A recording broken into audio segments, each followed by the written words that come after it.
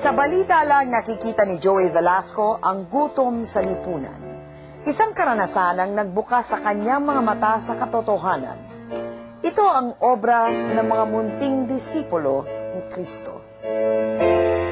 Hindi nila inuubos yung pagkain sa table, tapos nagiging choosy sila with the food they eat. To give them a visual reminder, nagpaint ako tungkol po sa mga nagugutom, nakaedad din nila para makarelate sila. 2005 nang matapos ni Joey ang sariling bersyon ng Last Supper, ang hapag ng pag-asa. 6 na buwan pa lang siyang nag-aaral magpinta noon. Canvas ang kanyang naging instrumento para pangaralan ang kanyang mga anak. Sa kanyang obra, mga batang lansangan ang kasalo ni Kristo sa huling hapunan. Businessman si Joey. Muntik na siyang mamatay noong 2005 nang magkaroon ng malaking bukol sa kanyang bato. Sa sining ng pagpinta niya, ibinaling ang kanyang atensyon habang nagpapagaling. Very energetic ako once upon a time, tapos nung nagkasakit ako, bigla ako naging sedentary, dependent. Kaya parang gustong mag-umalpas yun nasa loob ko. I felt the urge to hold the brush and the canvas. Yun yung naisip kong isang paraan kung paano ko ma-express yung galing sa loob ko. Kasi nga po, sumisigaw po eh. Pero hindi sa imahinasyon, nagmumula ang mga ipinipinta niya. Pumunta po ako sa iba-ibang squatters area. Namili po ako ng pwedeng maging model kasi I don't paint through imagination. Kailangan ko po may reference. Parang piyesta raw ng pagsamasamahin niya ang mga batang gaganap na disipulo sa huling hapunan ni Kristo. Nagbigay ako sa kanila ng pagkain tulad ng mga noodles tsaka mga juice, and I gave them some money also. Habang kumakain po sila, hinihintay ko lang yung natural nila. Hindi ko sila pinag-post, hindi ko sila dinerehe. Talagang 3 shots lang po yun. Hindi nga nila alam na pumitik ako. Sa loob ng 1.5 buwan, nabuo ni Joey ang obra. Isinabit ito sa tanging bakanteng pader sa kanilang bahay para araw-araw mapaalalahanan ang kanyang mga anak. Pagkalipas ng 1 taon, pati si Joey ay unti-unti na ring nagising ng kanyang nilikha. Nakatingin ako sa painting kung manghang-mangha ako kung paano ko nagawa yung painting. Nagtataka ako. Parang nag-umpisa na silang nangungusap. Yung sinasabi sa akin, pagkatapos mo kaming ipininta, na-unveil pa yung painting mo in public before a big crowd, di ka naman pintor. Kala mo kung sino ka na. Tapos ang daming nakakita, ang daming pamilya nakaalala. Ano yun, parang ginamit mo lang kami. Pagkatapos nun, what next? Ano yung kasunod? Ganun na lang ba? Hanggang ganito na lang ba tayo? Kaya para akong na-disturb, nabagabag ako. Muli niyang hinanap ang mga bata. Dito niya tunay na nakilala ang mga musmus sa hapag ng pag-asa. Si Nene, nakatira siya sa sementeryo na. Grabe yung gutom na nakita ko sa kanila. Hindi ko akalain na may ganong klaseng gutom at may mga tao nag-exist ng gano'n na handang kumain ng maduduming pagkain. At nagulat ako na may mga bata pa pala na hindi nakapasok o nakakain man lang ng hamburger, ng fried chicken sa mga fast food. Na-realize ko sa sarili ko na talagang out of touch ako sa realidad ng buhay. Kami lang muna, Mama, ikaw lang, pabayaan mo, magpagaling ka muna. Yun ang sabi ng mga anak ko.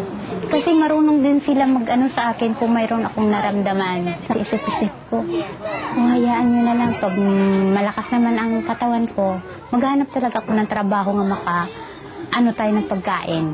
Kakaraos din tayo. Inabutan namin si Buknoy, anak ni Nita, na sakay ng sidecar at nangangalakal kasama ng mga kaibigan. Sabi ni Joey, siya ang pinakatahimik at pinakamahiyain sa mga bata ng hapag. Ang mukha niya ay iba rin sa lahat. 10 taon na siya ay hindi pa nakakatapak sa eskwela. pero bihasa na sa pagbabanat ng buto. Magkano pagka malakas ang benta mo? 10 at 20. So, nag-iipon ka? Bakit hindi ka nag-iipon? Wala, gusto ko lang ibigay kay mama. Bibigyan niya ng ulam nun. Nang mananghalian sa bahay si Buknoy, napansin namin na kakarampot na corned beef lang ang ulam niya. Bakit ang konti ng kinuha mong ulam? Hindi, para sa kay din ba yan eh.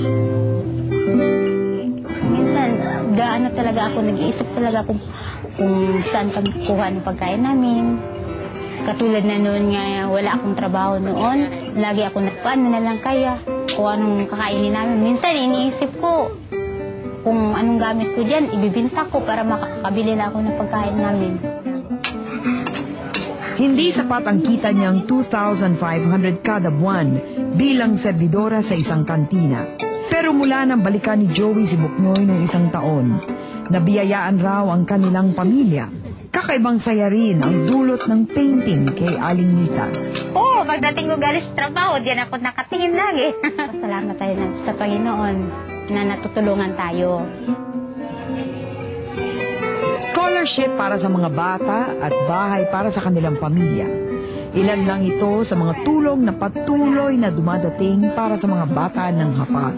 Because of the painting, namulat yung mga ibang tao na tukuyin kung ano yung pinaka magandang klase na pagtulong. Hindi yung pagtulong na dole out lang, kundi yung pagtulong na empowerment. Kung bibigyan sila ng pabahay na kanilang aanihin mismo silang paghihirapan nila, which is this Gawad Kalinga Village, na lahat sila ngayon nakatutok na para sa relocation. Maganda ba ang kinabukasan nito mga batang to? Sa tingin ko, sa nangyayari ngayon, parang may dahilan talaga para umasa. Although, it's just a handful. Sumisimbolo lang sila ng milyon-milyong mga bata na nagugutom sa Pilipinas, sa mundo. Pero kahit papaano po, sa pamamagitan ng mga nakakita ng aking obra, sila rin po ay maudyok na tumulong. Not necessarily to these children, but to other hapag children. Marami nang sumubok bilhin ang orihinal na hapag ng Pag-asa. Ayaw ni Joey at ng kanyang pamilya. Hindi raw kayang bayaran ang lahat ng ibinigay ng painting, di lamang sa mga bata, kundi pati na rin sa kanila. Kung hindi pa dahil sa painting na to, hindi mangungusap sa akin ang Panginoon at ang aking sarili. Because I saw myself in each of them in different stages of my life. Yung pagbabalik ko sa kanila, parang nabalikan ko rin yung aking sarili at ang Diyos, dahil marami rin akong mga natutunang bagay sa kanila na hindi ko natutunan sa mga mayayaman tao, mga matataas na tao, lalaking tao, tulad ng mga generosity, courage, bravery, nobility of spirit, heroism. Ito pa! Nang gawin ni Joey ang hapag ng Pag-asa, 11 lang ang mga batang tumayong apostoles ni Kristo. Sino ang 12 bata na kumakain sa ilalim ng mesa? Katauhan ni Joey ang kinakatawan ng paslit na walang pangalan. Isang award-winning na retrato ng di rin kilalang bata sa Sudan, Africa, ang naging inspirasyon ng bata sa ilalim ng mesa. Kinuhanan ito ni Kevin Carter noong 1993, ang kasagsagan ng taggutom sa bansa ng Sudan.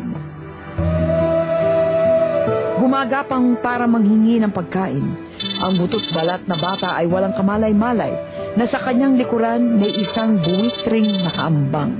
Naghihintay ng pagkakataong papakin ang tuyo niyang katawan. 3 buwan matapos kunan ng retrato ang bata, nagpakamatay si Carter. Hindi niya nakayanan ang depresyon na iniukit ng mga imahe ng gutom at kahirapan sa kanyang isip. Sa kaso ni Joey, sa halip na sumuko, minabuti niyang isulat sa libro ang karanasan ng 11 batang bumago sa kanyang buhay.